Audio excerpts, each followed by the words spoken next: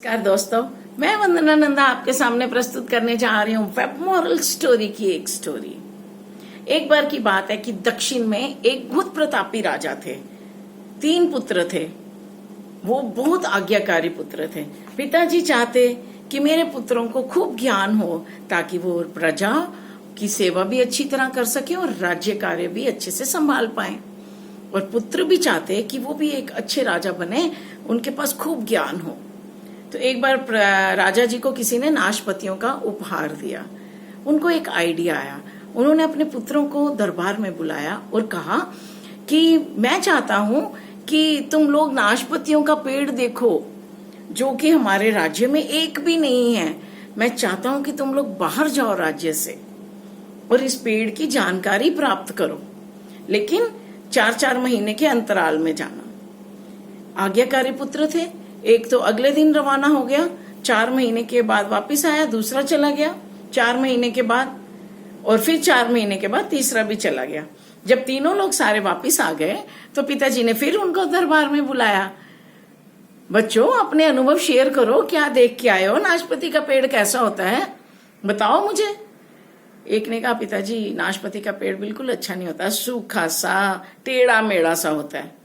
दूसरे ने कहा, नहीं नहीं भैया, वो तो बहुत सुंदर है, हरा भरा, लेकिन हाँ प्रॉब्लम जरूर थी, फल नहीं थे उस पे।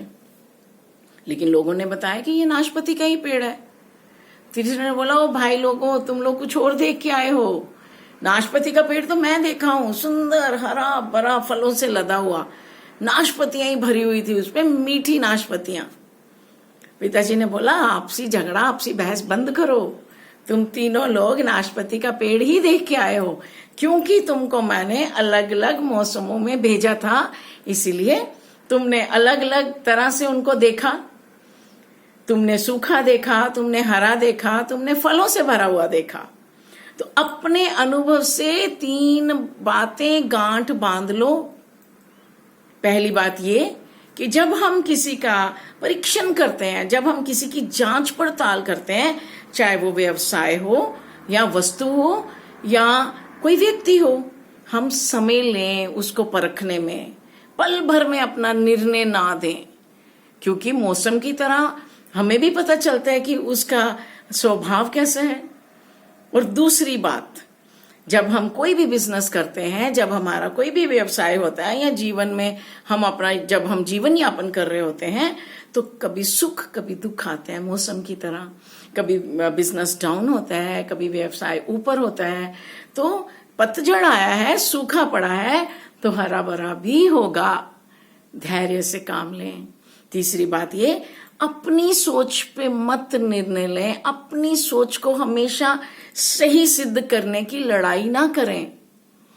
दूसरों की सोच को भी उतना ही स्थान दें जितना अपनी सोच को। तो दोस्तों, संसार में ज्ञान भरा हुआ है। अगर हम चाहें भी अकेले अर्जित करना, तो हम पूरे संसार का ज्ञान अर्जित नहीं कर सकते। हम कभी संकोची ना बने। अगर हम में कोई भ्रम है, कुछ प्रॉब्लम आई है, हम किसी ज्ञानी वस्तु से जरूर सलाह मशवरा करें और अपनी राय को उनकी राय के साथ मिलाकर सही रास्ते पे चलें। नमस्कार, जय हिंद।